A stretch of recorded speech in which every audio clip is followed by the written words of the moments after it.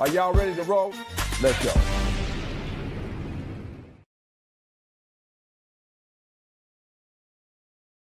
When he pulled me over, he walked up, opened my door because my window don't work, right? Okay. And then I said, so what I did wrong? Yeah. He said, well, for one, your headlights are off under this weather. I'm like, okay. There's multiple people headlights off, first of all. And then there's no rain. It doesn't matter. You're still required to have headlights on. Can you pull that law up? Huh? Can you pull that law up? Yeah, when you step out of the car, I will. Can you call your supervisor? Can you call your supervisor? All right, go for it. Exit the vehicle now. Exit the vehicle. Show me your hands. Here.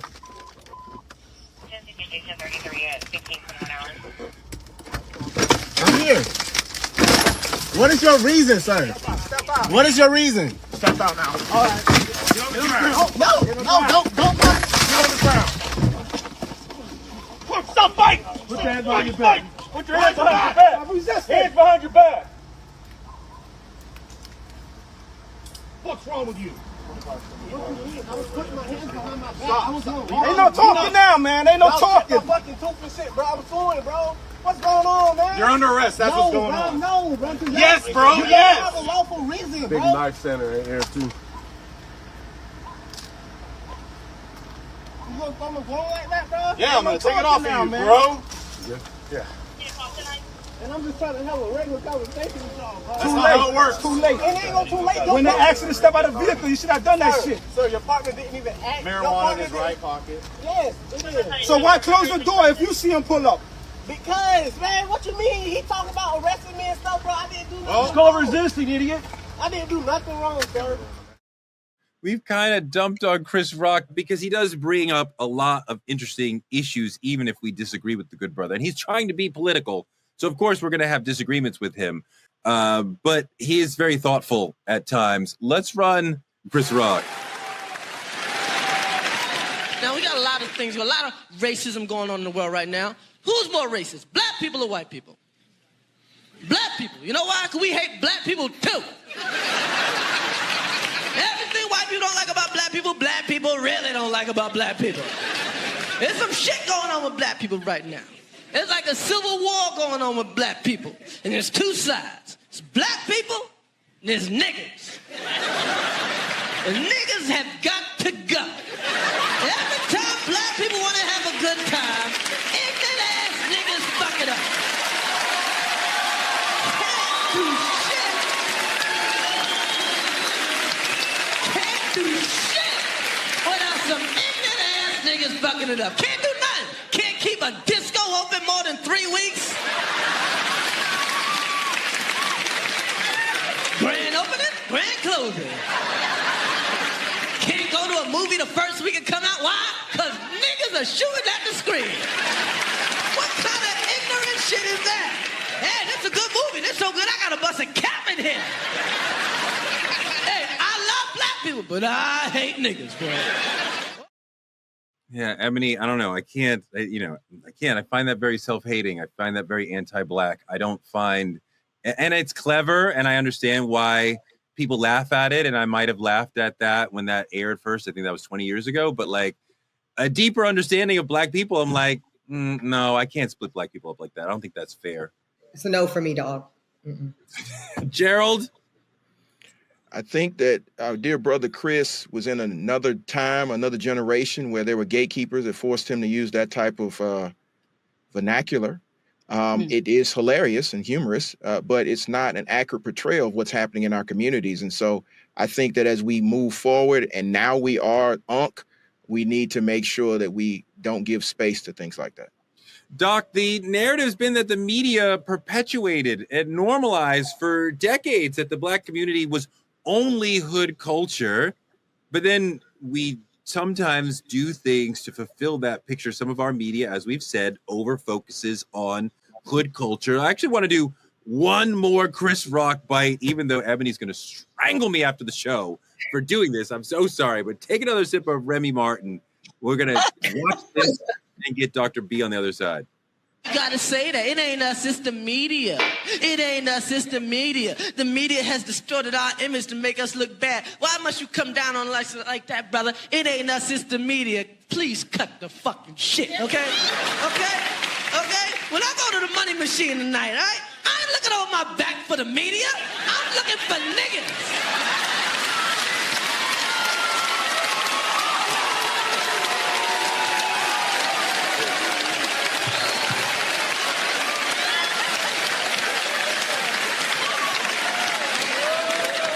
Shit.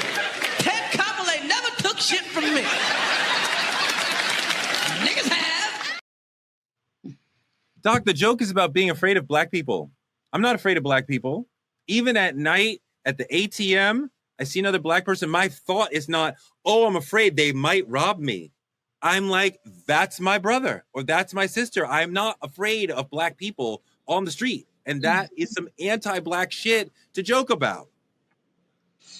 I think that you live in a bubble called fairy tale sometimes. I live in a city called Los Angeles, where the crime rate is high, the black on black crime rate is high, that I went to dinner about 2 months ago.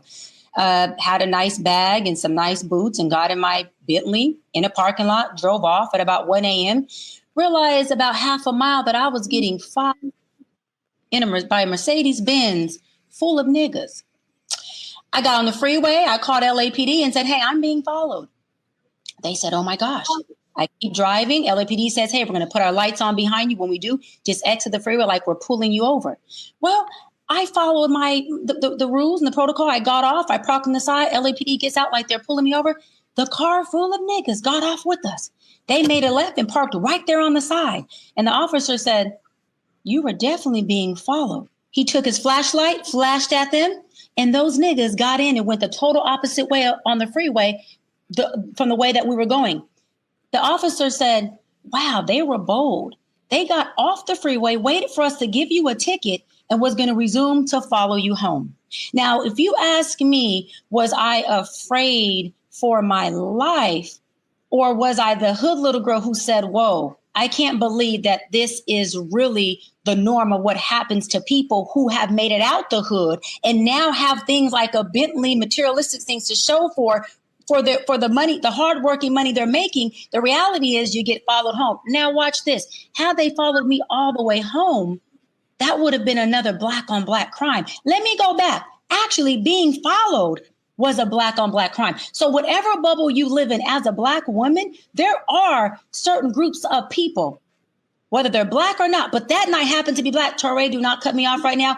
Who we do have the right to make sure that we are more aware of our surroundings, to make sure that we are not trying to be so egocentric to say, I ain't afraid of nothing. I'm not afraid of my own people, because that's anti-blackness. No, that's called anti-fairy tale. And the reality is there's a big issue with black on black crime that's even a bigger issue than crime at the hands of police brutality. And here in LA, hold on, 3 days ago, we had two beautiful young ladies shot up in their car in the inner city at the hands of another black person, at the hands of another black woman. So when you say, oh, I'm not afraid of my black people, no, there's a reality, Toure, of criminals who happen to make sure that they are black, who do prey on other black people who may look like me and may not look like me. And we cannot sit up here on our media and make it seem like we do not have to be observant of our environment as black people just because somebody else happens to be black. That is not true. Ebony, you know, when I moved through New York City, you know who I'm afraid of?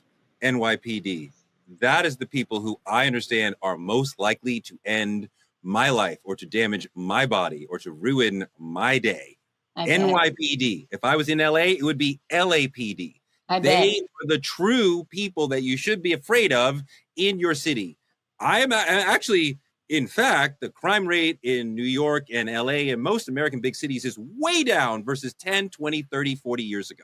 We are actually doing extremely well policing crime in big cities in this country. Obviously, we can all name some examples of crime. Crime will never be zero, not in a big city. But like, Ebony, I fear NYPD. That's how I move around. You fear NYPD, but you just said we're doing an extremely great job of policing crime. Toure, contradictive, but go ahead, Ebony. But you're afraid of the folks you just said are doing a great job of policing crime. Yeah, I don't understand why you can't understand the difference there. Because the crime they're policing oftentimes does look like us, and you can live in your bubble. But in order for us to really bring awareness to our community, we have to call things out when we're talking about real situations and issues. Why do we need Candace Owens when we have you? We are not the leaders of crime. Like, what are you talking about? Crime statistics are manipulated by the police to make us look bad. Like, what are you talking about? Toure, I just gave you a real life situation that happened to me, and that's not somebody who manipulated that story. That happens. Let me jump in here. Crime is at an all-time low, especially in major cities. 60% of violent crime is committed by the majority community. So black on black crime is not a thing.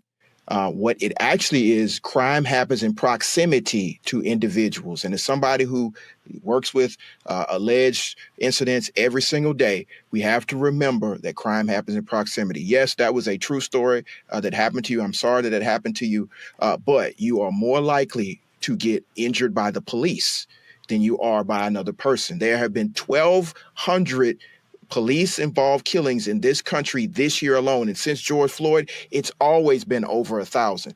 There are 14,000 homicides as reported by the FBI in 2019. They still haven't released the 2022 statistics. You have to remember 14,000 homicides in a country of 333 million people. So the media does do a great job of perception of black on black crime, but it's not a thing. We have to remember that, yes, there is crime and it happens in proximity to individuals. So we just have to lead with that. The most important thing is the conditions that give rise to crime are not being addressed by our government. And that's why you have some perception that there may be more crime in certain areas than others. But the police do not stop crime. They respond to it. That's correct. That's correct. It's very rare for the police to intervene in an ongoing moment of crime. They are decent at coming behind afterwards and finding the people, but they are not the people who are stopping crime. And they don't prevent it either. Because when I asked them, hey, can you pull these guys over or address them? And they said there hasn't really technically been a crime committed. And so, again, they're not intervening and they're not the ones that are stopping it. They come as the aftermath to enforce what they do, called law enforcement. Gerald, love your statistics that you gave. No, I highly respect you. However, statistics and experience are two different things. If we went into the inner city anywhere in the United States of America and talked to people who are living in the projects, who are living in the hood, they would say that they are experiencing crime at the hands of people that look like them. Doesn't mean that they're talking down to our community. We have to remember that being a sensitive community to the truth doesn't help us, it hurts us. And there's many people who are having conversations with myself as president of NAACP here in Los Angeles about the issue that they are having with something called public safety, that they are not feeling safe in their neighborhood, and who is in proximity to them happen to be black and brown people. And so they are feeling like the crime for them is coming at the hands of their neighbors in their community that happen to look like us, which are black. And so when I'm looking at statistics, I'm also listening to experiences, because my role as a leader is to make sure that I'm helping real people with real situations and not statistics that we don't understand where or how they could have been manipulated or created, which our brothers have already said earlier on. I just don't understand how Gerald can clearly explain the situation that you just don't understand what he said whatsoever. The people he said crime is generally committed as a proximity thing. You commit crime in your neighborhood generally. Most people do not leave their neighborhood to commit crime. So yes, if you live in a segregated community, if you live in a segregated black neighborhood, yes, but like that does not mean that black people should be fearing black people. Black on black crime is not a thing. It does not exist. First of all, black and black crime. Toure and Gerald, listen. Black on black crime does exist. If somebody robs another black person, that is called black on black crime. If somebody murders another black person, that is called black on black crime. If we want to say it doesn't exist at the level of police brutality, that's fine. But it does exist. A black person committing a crime on another black person is black on black crime. Where are y'all not seeing this at?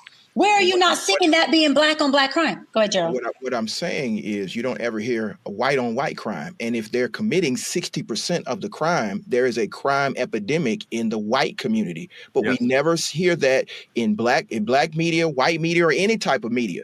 Does America have a crime problem? Yes. But do we disproportionately focus on the quote offenders as being black all the time?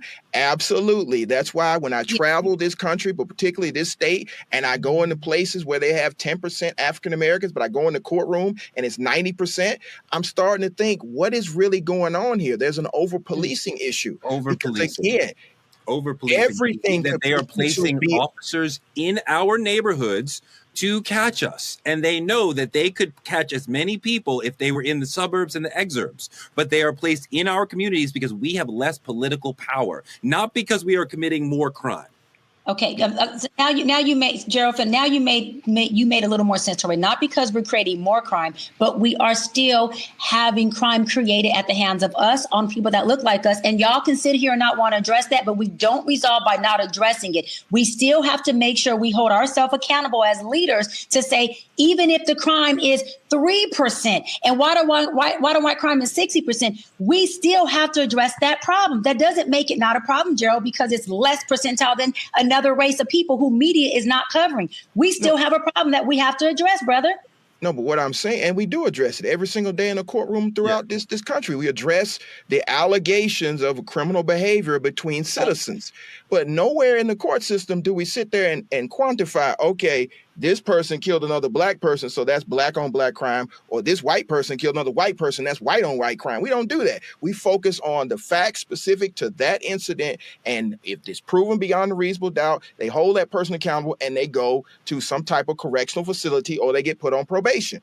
In Georgia, we have the highest amount of people on citizens control probation. And so they are dealing with that every single day. But to have this continued narrative that there's disproportionately black on black crime feeds into the mass incarceration, which feeds into the prison industrial complex, which we are trying to stop. So all I'm saying is, if we're going to talk about crime, yes, America has a crime problem. Is it as bad as it was in the 90s? Absolutely not. Crime is so far down in most major cities and around the country. So we just have to make sure we're comparing apples to apples and not apples to oranges. One of the things that we have to keep in mind is that black people are seen quite often as representative of the entire group, where white people remain unique individuals. So people say, a black person committed a crime against me, black people are criminals. That area is unsafe. But when white people rob you, you don't say white people are unsafe or that whole area is unsafe. You remind me of a cab driver that I took a ride from a long time ago, black guy. I must have jumped into his cab as somebody else was getting out, so he didn't have the opportunity to say no. And he started talking to me and he said he does not take black fares. And I said, why? Because another person he knows was almost shot by a black person. And I'm like, okay, that one black person has nothing to do with me. Why are you judging me based on the actions of that other situation? He would not say, oh, a white person almost mugged somebody or did mug somebody, so now I don't want to take white fares. That would never happen. Why is it okay? Why do we say black criminality equals black behavior? We don't say that for white people. That is the racist mentality. That is the white supremacist mentality, that we are criminal. I refuse to be afraid of black people in my community. I just won't. No matter how much white supremacist programming I get that tells me I should, I reject it at every turn. I just want to, for my own clarity, are you two men saying that, take terminology off the table, because we're not talking about black on black crime or white on white crime. Let's just talk about crime in proximity. Are you two black men sitting on here saying that I don't fear black people because of X, Y, and Z, or we shouldn't fear black people because of X, Y, and Z? She is a black woman telling you she was followed home by black men. My home has been broken into twice, and I live in a nice area. But as a black female, if I'm running down the streets of Atlanta, I am not looking over my shoulder for Tekapel. I'm just not. Yeah. Maybe you guys, that's not your experience as black men, but what she's telling you, our audience is 70-something% black women. And we feel threatened at all fucking times. Wait, let me finish, Doc. Let me finish. We feel threatened at all fucking times. And one of the things that we constantly have to come back to is Black men never understand that. Never protect understand that armor, and that's what y'all doing. I was about to go there. You guys are doing it right now. Now y'all doing it right now. Yeah. No protective, not having my back, telling me I shouldn't be afraid. You sat there and said, I refuse to be afraid of Black people. Me too. But there's a reality to it. When I'm standing somewhere as a Black woman and I'm feeling threatened in a group and I'm surrounded by mostly Black men, you think I'm looking at the white dude, or am I looking at these Black men who are supposed to be protecting me? I'm definitely afraid. And I'm not afraid because they're Black. I'm afraid because there's a danger element. And so it's really weird for me to hear you guys say in one breath, I don't want to be afraid of Black people. Gerald, you sit in the courtroom all day with a bunch of people that actually are criminals. No, I don't. And that's why I'm going to push back on that. Okay. And that's what I don't think you guys understand. This system is set up to incarcerate Black men. And wait, let me go off camera so you guys can have the conversation together, because I want to go off camera. I just want to stir it up a little bit, because I'm like, our audience is mainly women, and they're going to be listening to this like, and the people that are sending Black men to prison in Atlanta are women, Black women. But I don't want to have this conversation because it's going to become more of the manosphere versus Black women, because again, there's a conversation that's a gender war. It's a gender war. No, we can talk about it though. It'll come out like a gender war. It is a gender war. Yeah. And what's happening is you're failing to recognize that simply because you are afraid of one or two Black men, that fear is being weaponized against all. Can we go on camera? No, it's not. No, but that's where, let me finish, Doc. That is where you're wrong. I will stake my life and run oiled up naked through a crowd of Black men because that's how much I trust Black men. I don't fear Black men. I don't fear my people, but there are certain scenarios where you could. I was just on a cruise ship 2 weeks ago, and they was acting a damn fool, and I feared for my safety as a Black woman. These young dudes, they were like 21, 22. These young dudes could have cared less that I was a woman in just my bathing suit walking on this cruise ship, just trying to have a good time like them. They were pushing a chair into me. Respected that, but like when we step back and look at this from a 10,000-foot view, we're saying that's why I'm trying to tell you, you're saying the same thing. There is the 10,000 square foot view. We all agree on that. Nobody on this call agrees that there's like that Black on Black crime's not made up. What she's saying to you, and she said it twice now, and what I've said to you guys is a step further than that. There is very palpable, real danger for women. And so you just have to give her space to be able to say that and not tell her that it's in her head or that it's a statistic. It's not. And locking them up is not going to solve the issue. It's going to create more problems. It's going to create more criminals. It's going to create more fear. And what I'm simply saying is no Black person has ever threatened my life. But white people have, and they do it on a daily because of my position. So I'm not sitting here saying, "Oh, I don't believe it happened to you." I agree it happened to you. But if we're on these platforms having this conversation that's going to be broadcast to millions, it's going to be weaponized, and it's going to be used to incarcerate more young African American men that are going to create a continuous cycle that's going to continue to destroy the Black community. And I will not have a part of it. I don't understand the notion that a Black person committed crime, so then I am afraid of Black people committing crime.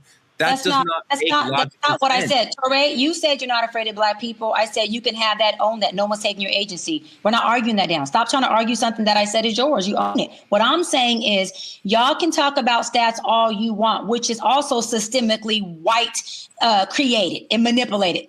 Stand on that. I'm talking about real life experiences that doesn't say I am in fear of all Black people, that talk about the real lack of public safety in inner cities and certain hoods where we do need a police presence that may be called over policing, because in certain areas in certain areas there are crimes that do need police there and police presence to make a difference. Yes. Now, again, I come from the inner city. I grew up in the hood. I now live in the hills. The difference between me walking from where I am now in the hills to the gas station or to Starbucks is a very, very different public safety experience than when I was even a teenager walking in the hood from just my house to the corner liquor store to get some gum or to get some candy. Even the things I was exposed to as a young girl is very different. Y'all can live in your lens so that you can satisfy a certain group or community of Black people who are sensitive to what you're saying. I'm a woman who has never been afraid to speak my truth and ruffle feathers. I don't care about rocking the boat. There is a issue with Black on Black crime. It may not be the only crime. I agree with that. I do agree that they do push the narrative to shine a light on that particular issue in our community to make us fit into a narrative that we don't always fit into. But it doesn't mean that we still don't need to address the fact that when a Black person is in the inner city, when a Black woman is at a gas station or doing something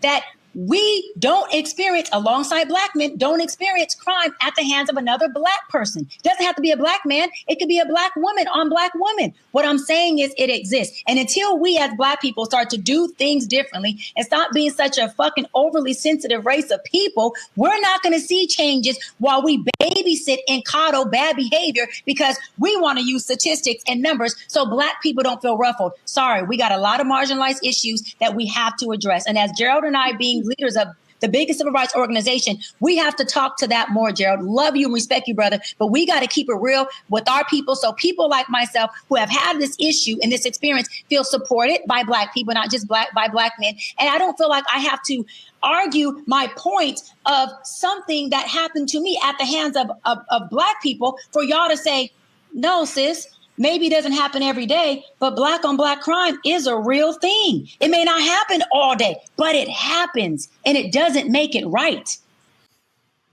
And I guess my response would be, as somebody who sits in courtrooms every single day, I see all crime, and all crime should be addressed. But I would not allow the weaponization of the Black on Black crime narrative to destroy our community. I understand that a majority of this audience is Black female, but I would also understand the majority of the prison system is Black men, many of which who've been unjustly targeted, many of which have been disproportionately incarcerated, and we have to deal with a carceral state.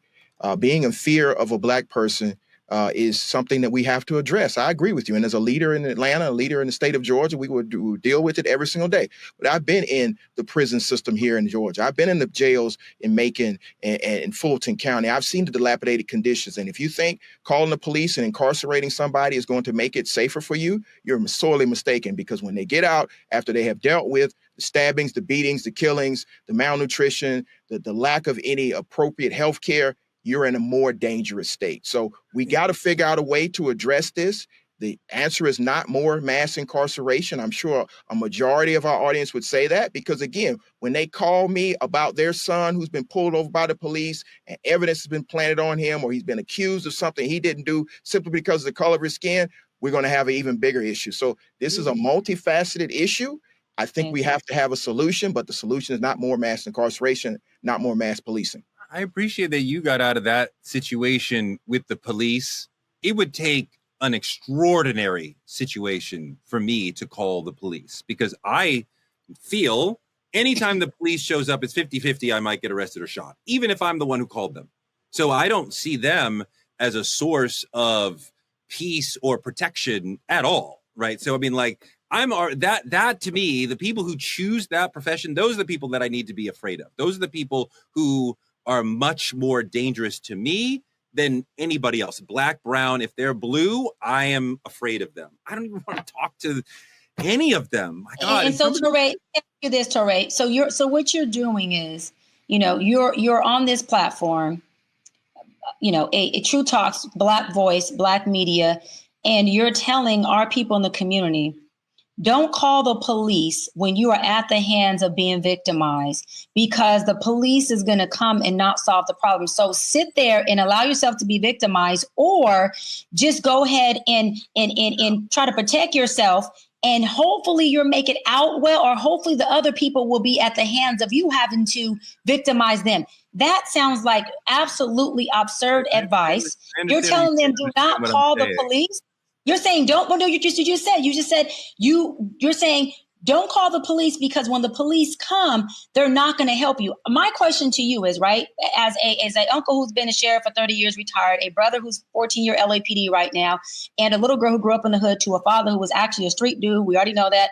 Street dude, sold drugs, straight gangster, turned his life around before he passed away, but many years before he passed away. I always grew up, even though I had a father who was a street guy, feeling like the police were someone I called and would protect me. I never had an issue with police officers. When I was at school and even in high school and decided to ditch school, I had an officer pick me up in the car, bring me back and say, Cheyenne, we're bringing you back to school. And those are white officers. I wasn't, and I'm president of the biggest advice organization who deals with police brutality all day long. I'm able to separate me not having a bad experience with law enforcement and hear the experiences of the people I'm leading who have, and not project the fact that, well, I never had that experience and say that doesn't exist because I never had that experience, and say, wait a minute, if y'all believe that police brutality is an issue and that's been your experience, I know how to separate it as a leader and fight for that. What you're saying is your experience is never been afraid of Black people, don't call the police. And because that's your experience, you want to project that on other people who actually have been criminalized at the hands of their own people and may feel safe with calling the police. How do you separate the two, Toure? Where's the emotional intelligence it's really behind? Weird that you're like, a Black person committed a crime, ergo Black people are criminal and you have a right to be afraid of them. I didn't say all of them. I didn't say all of them. I didn't say all of them. A group of them, not all, Toure. Who said all? I never said all. Let me talk. I'm not afraid of you. I'm not afraid of you, Toure.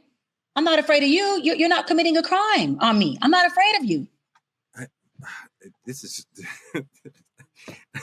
I mean, I feel like I'm talking to somebody who just cannot comprehend what I'm saying. It's crazy. I mean, like, no, you're talking to a woman that you cannot support as a Black man. You can't even support me as a Black woman in my experience.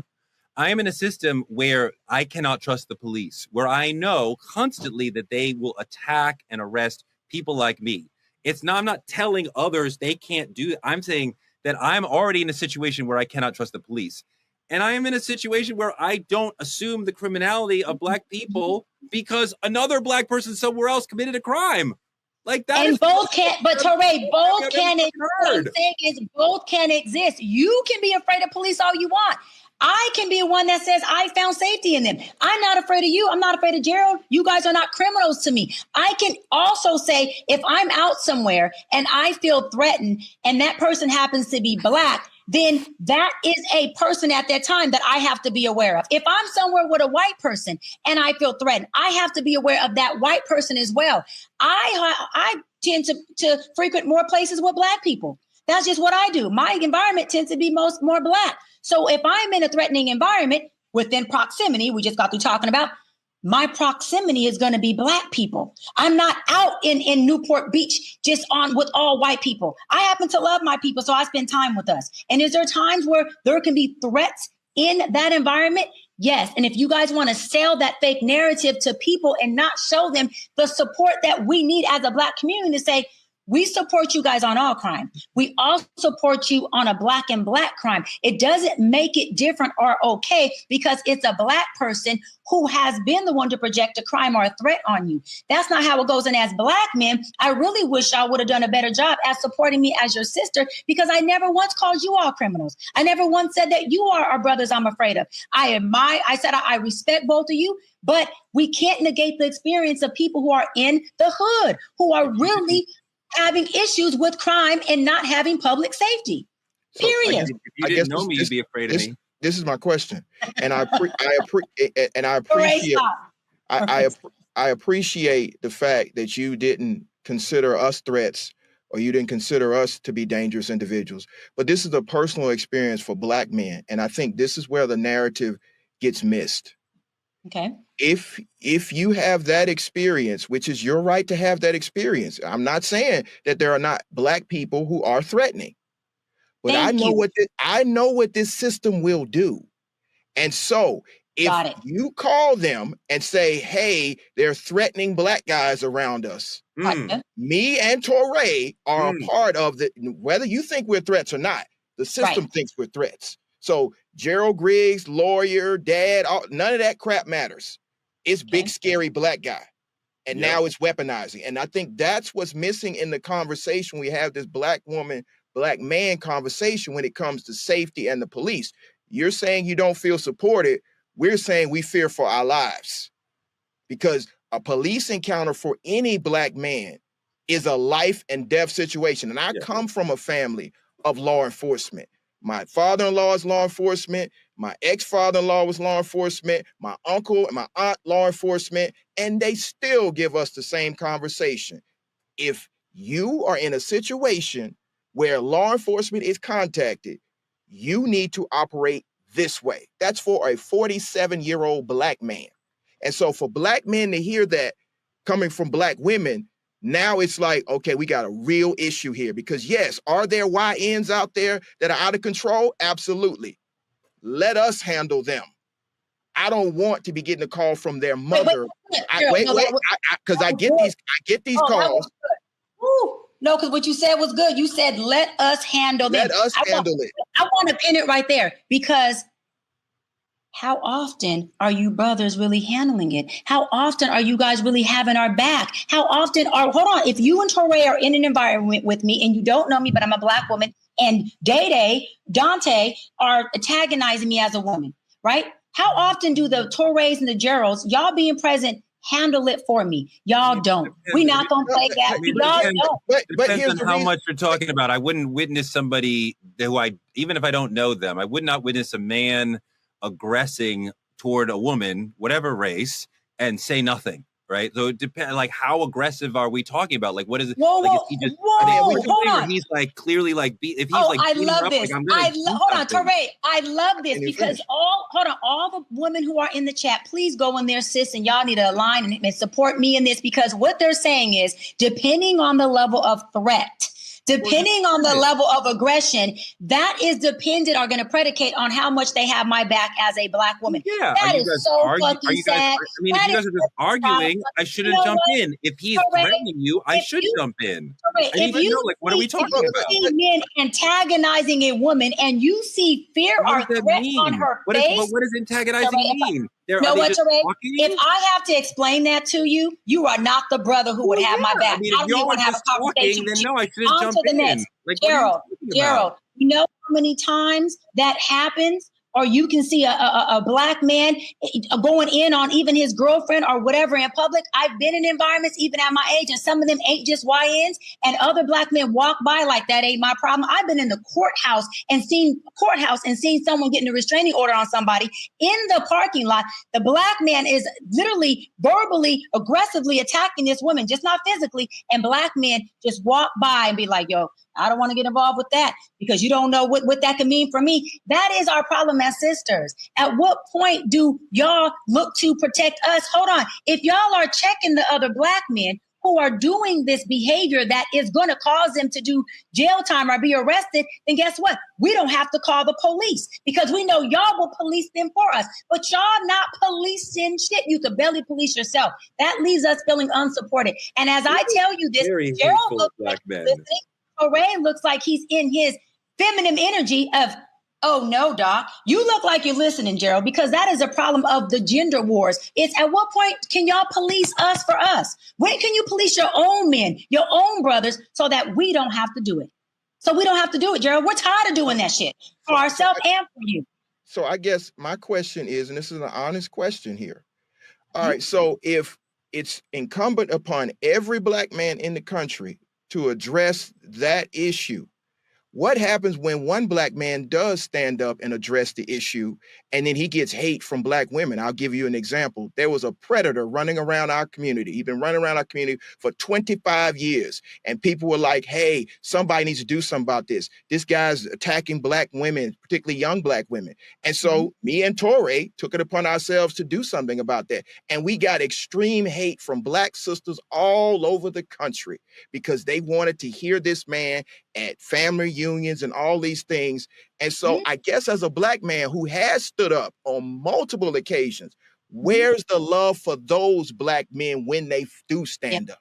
First of all, let me tell you I'm sorry. And I do apologize. And I take accountability for Black women. If you stood up for us as a collective and you had our back and you honored us in those ways and you didn't receive your flowers. And I'm not saying you did it to receive recognition, because me feeling like I know the type of man you are, Joe, you're not doing it to get the acknowledgement, but you're doing it because that's the character of man you are. So again, apologize for that experience. But what I do want to say is when that does happen, at least with me, because Toure's heard me talk about this. I have brothers and cousins, men in my family and my father who are very stand-up men. I can make a phone call in any environment and they'll come either talk it out or I'm gonna go there. or air it out. And that's just keeping it real. And I give them their flowers all the time. I praise them. I'm saying thank you. When they arise to the scene, if I'm still in my own upsetness, being hostile, and they say, shut up, guess what I try to do? Shut up. Because now they've arrived. And the last thing I want to do is make the situation worse for them when they're trying to protect me. And so again, to answer your question, we should not be ridiculing you all in any way, no matter what. What we should be doing is communicating with you guys as Black men and say what we need to feel supported. And then in turn say, okay, Toure, Gerald, every other Black man, how can we support you all so that you can protect us in those ways? What do you need from us? If you want us to call the police, which I'm not a police caller, but if you need us to not call the police, can we depend on you to support us? That's all we have for tonight. Thank you for all the super chats you got coming in. Like, comment, and subscribe on our YouTube channel at TruthTalks-Live. Don't forget to support Black media at CashApp, TruthTalksLIVE, or use any of the links on your screen to help support our show so we can continue to argue with Dr. B again. Get your Truth Talks membership today. Click here on the screen and choose from 3 different exciting tiers. Small businesses and influencers can partner with us by visiting TruthTalksLive.com. Black media is under attack, y'all. This show is being shadow banned. So help us out. Support us by telling a friend to tell a friend to check out Truth Talks every night, 8 p.m. EST, 8 p.m. PST. We'll be back every night to argue weeknights at 8 p.m. Exit the vehicle now. Exit the vehicle. Show me your hands. Here.